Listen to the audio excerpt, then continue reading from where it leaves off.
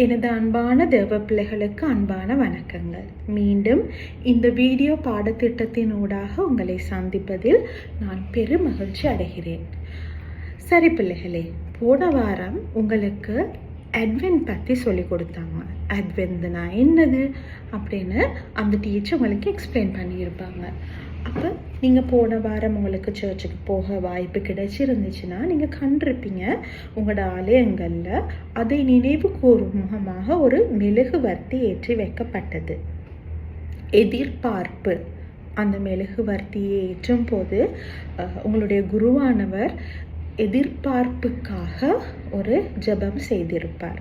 ஆங்கிலத்தில் சொல்ல போனால் ஹோப். அப்போ நாங்கள் இன்னைக்கு அதை பற்றி தான் பார்க்க போகிறோம். அட்வென்ட்டில் முதலாவதாக கதைக்கப்படுகிற தலைப்பு எதிர்பார்ப்பு. எங்களுக்காக கொடுக்கப்பட்டிருக்க வேத பகுதி மத்தேயு 28ஆம் அதிகாரம் 16ஆம் வசனம் முதல் 20ஆம் வசனம் வரை.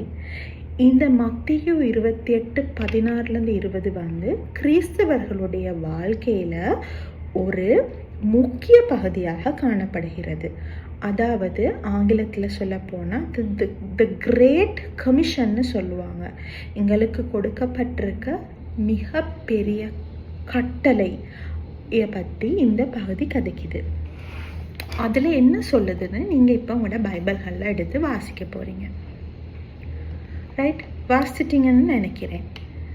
அப்போ இப்போ இதில் முக்கியமான பகுதிகளுக்கு நான் உங்களை அழைத்து செல்ல போகிறேன்.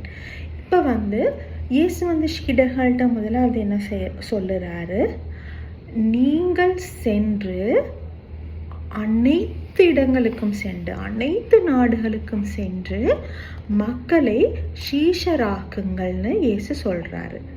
ரைட்டா? அதுக்கு பிறகு என்ன சொல்கிறாரு, அவர்களுக்கு பரிசுத்த ஆவியின் நாமத்தினாலே ஞானஸ்தானம் கொடுக்க சொல்கிறாரு. ஆனால் இந்த பகுதியில் இருக்கிற மிகவும் அழகான பகுதி, மிகவும் முக்கியமான பகுதி 20ஆம் வசனத்தின் கடைசி பகுதி. அதாவது, இதோ உலகத்தின் முடிவு பரியந்தம் சகல நாட்களிலும் நான் உங்களுடனே கூட இருக்கிறேன் என்று இயேசுவானவர் எங்களுக்கு என்ன செஞ்சிருக்காரு, மிகவும் அழகாக அவர் எங்களுக்கு சொல்லிட்டு போயிருக்காரு. நீங்கள் அது இந்த வசனத்தை கேட்கும்போது உங்களுடைய கண்களை மூடி நீங்கள் கண்களை மூடணுன்னு நடக்குது. ஒரு இருட்டு தான் இருக்குது. உங்களுக்கு வெளிச்சமோ எதுவுமே தெரியாது, சுற்றி என்ன நடக்குதுன்னு தெரியாது.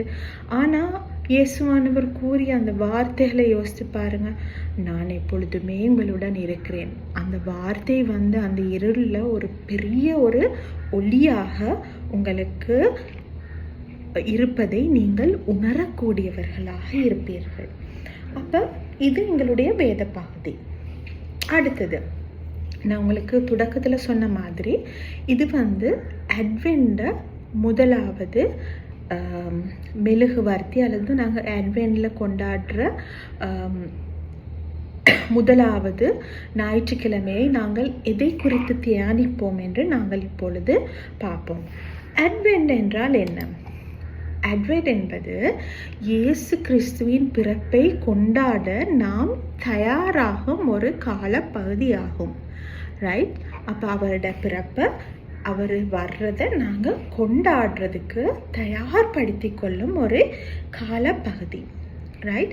அப்போ நாங்கள் இந்த முதலாவது ஏற்ற அந்த மெழுகுவர்த்தி ஒரு எதிர்பார்ப்பின், ஒரு நம்பிக்கையின் மெழுகுவர்த்தி என்று அழைக்கப்படுகிறது. இது இயேசு நமக்கு என்றுமே நம்பிக்கையாக உள்ளார்.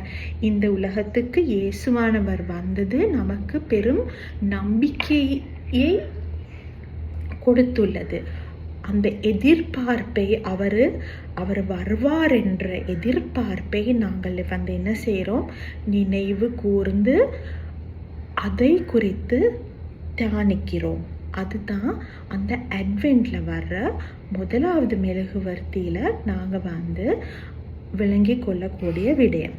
இப்போ பிள்ளைகள், போன வாரம் உங்களுக்கு தெரியும், எங்களுடைய நாட்டிலே மிக பயங்கரமான ஒரு சூறாவளி ஏற்பட்டது. தேத்வான் அதுக்கு பேர் கொடுத்துருக்காங்க.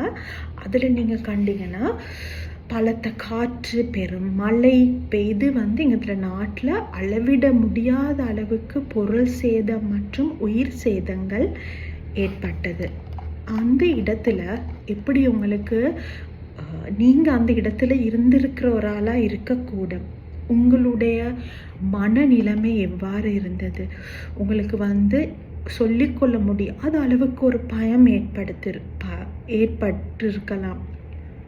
ஆனால் அந்த பயங்கரமான ஒரு காலப்பகுதியிலையும் பாருங்கள், எவ்வளவு ஆட்கள் வந்தாங்க ஒருத்தருக்கு ஒருத்தர் உதவி செய்கிறதுக்கு. பல்வேறு நாடுகளிலிருந்து உதவி செய்வதற்கு இலங்கைக்கு ஆட்கள் வந்தாங்க.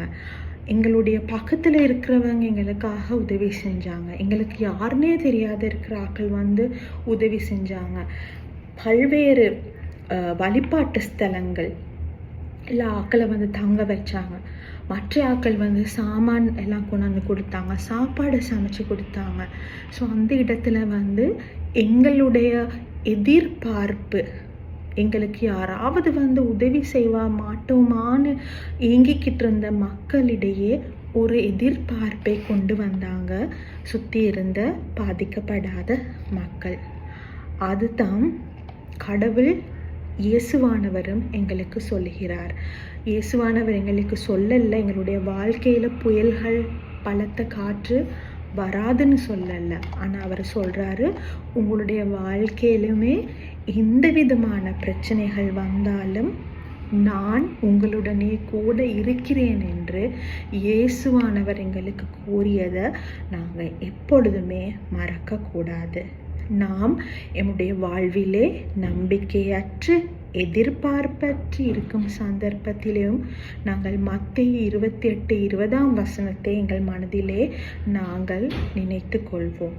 இயேசுவானவர் தாமே எங்களுடைய வாழ்விலே எங்களுடனே கூட இருந்து எங்களுடைய எதிர்பார்ப்புகளை நிறைவு செய்யும் எங்களுடைய ராஜாவாக இருப்பதை நாங்கள் மறக்கக்கூடாது. ஆகவே பிள்ளைகளே, நாம் எங்களுடைய தலையை சாய்த்து ஜெபிப்போமாக. அன்புள்ள இயேசுவே சுவாமி, நீர் எங்களுக்கு ஒரு பெரிய எதிர்பார்ப்பாக எங்களுடைய வாழ்விலே ஒரு ஒளியாக இருப்பதற்காக உமக்கு நன்றி செலுத்துகிறேன் ராஜாவே. விசேடமாக இந்த வேலையிலே ஆண்டவரே, சூறாவளியினால் பாதிப்புற்றிருக்கும் ஒவ்வொருவருக்காக வேண்டுகிறேன் ராஜாவே. அவர்கள் மறுபடியும் அவருடைய வாழ்வை எதிர்பார்ப்போட ஆண்டவரே திரும்ப தொடங்கும் போது அவர்களே கூட இருந்த ஆண்டவரே சுவாமி, ஒவ்வொரு செயலிலும் காரியங்களையும் அவளை வழிநடத்துமாறு ஜெபிக்கிறேன் நல்ல பிதாவே. நீரே ஆண்டவரே சுவாமி பொறுப்படுத்தும், வழிநடத்தும். இயேசு கிறிஸ்து மூலம் ஜெபிக்கிறேன் நல்ல பிதாவே. ஆமேன்.